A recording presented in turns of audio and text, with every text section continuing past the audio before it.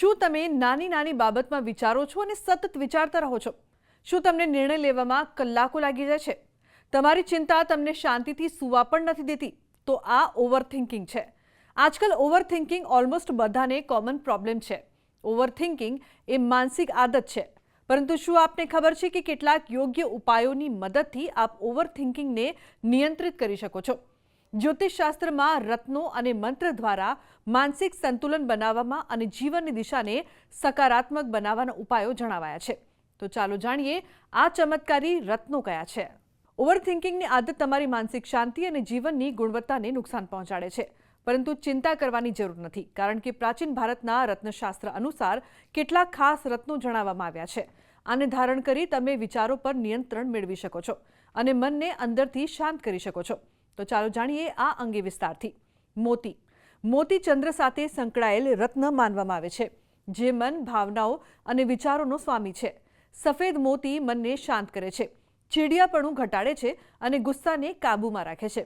જો તમે ઝડપથી ભાવનાત્મક રીતે અસંતુલિત થઈ જાઓ છો તો તમારા માટે મોતી એક શ્રેષ્ઠ વિકલ્પ છે. તેને સોમવારે નાની આંગળીમાં ચાંદીની વીંટી સાથે પહેરવામાં આવે છે. મૂનસ્ટોન. મૂનસ્ટોન અર્ધ પારદર્શક સફેદ રંગનો હોય છે, જેમાં વાદળી અથવા દૂધિયું ચમક હોય છે. તે આંતરિક અશાંતિને શાંત કરે છે અને લાગણીઓને સંતુલિત કરે છે. મૂનસ્ટોન પહેરવાથી આત્મવિશ્વાસ વધે છે અને નિર્ણય લેવામાં સ્પષ્ટતા આવે છે. આ ખાસ કરીને એવા લોકો માટે મદદરૂપ છે જેઓ દરેક નિર્ણય વિશે ખૂબ જ મૂંઝવણ અનુભવે છે. લેપિડોલાઇટ. આ હળવા જાંબલી રંગના રત્નને એન્ટી સ્ટ્રેસ સ્ટોન તરીકે પણ ઓળખવામાં આવે છે. તેમાં લિથિયમ નામનું ખનિજ મળી આવે છે, જેનો ઉપયોગ માનસિક રોગોની સારવાર માટે દવાઓમાં પણ થાય છે. લેપિડોલાઇટ માનસિક તાણ, ચિંતા, ડર અને ઓવરથિંકિંગને નોંધપાત્ર રીતે ઘટાડે છે. Blue lace agate. આ વાદળી અને સફેદ પટ્ટાઓવાળો ખૂબ જ સુંદર રત્ન છે. તે મનની અશાંતિને શાંત કરે છે અને વિચારોને વ્યવસ્થિત કરવામાં મદદ કરે છે. ખાસ વાત એ છે કે આ રત્ન સંદેશાવ્યવહાર સાથે સંબંધિત છે, તેથી તે લોકો માટે ખૂબ જ ફાયદાકારક છે. જેઓ તેમના વિચારોને યોગ્ય રીતે વ્યક્ત ન કરવાના કારણે તણાવ અનુભવે છે, તેમના માટે આ રત્ન યોગ્ય છે. યોગ્ય રત્ન કેવી રીતે પસંદ કરવો? દરેક વ્યક્તિની માનસિક સ્થિતિ, જીવનશૈલી અને રાશિચક્ર અલગ અલગ હોય છે. જેથી અહીં જણાવેલ કોઈપણ રત્ન પહેરતા પહેલા યોગ્ય જ્યોતિષી અથવા રત્ન નિષ્ણાતની સલાહ લો. તેઓ તમને યોગ્ય રત્ન પસંદ કરવામાં મદદ કરવા સક્ષમ છે.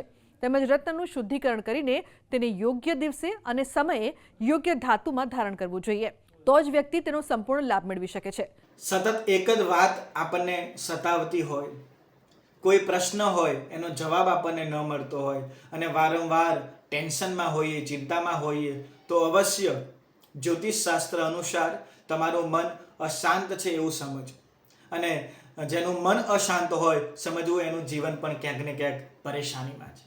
આની માટે રત્નશાસ્ત્રમાં ઉપાય બતાવ્યો છે કે ચંદ્રનું રત્ન, જેને મોતી કહેવાય, આ મોતી ધારણ કરવામાં આવે તો ક્યાંક ને ક્યાંક આપણને શ્રેષ્ઠ ફળ મળે છે. મોતી ધારણ કરતાં પહેલાં એનું રત્ન શુદ્ધિકરણ થવું જરૂરી છે. પૂર્ણ વૈદિક બ્રાહ્મણો દ્વારા મંત્ર જાપ અને પ્રતિષ્ઠિત થવું પણ જરૂરી છે. તો જ આપણને આનું 100% ફળ પ્રાપ્ત થાય.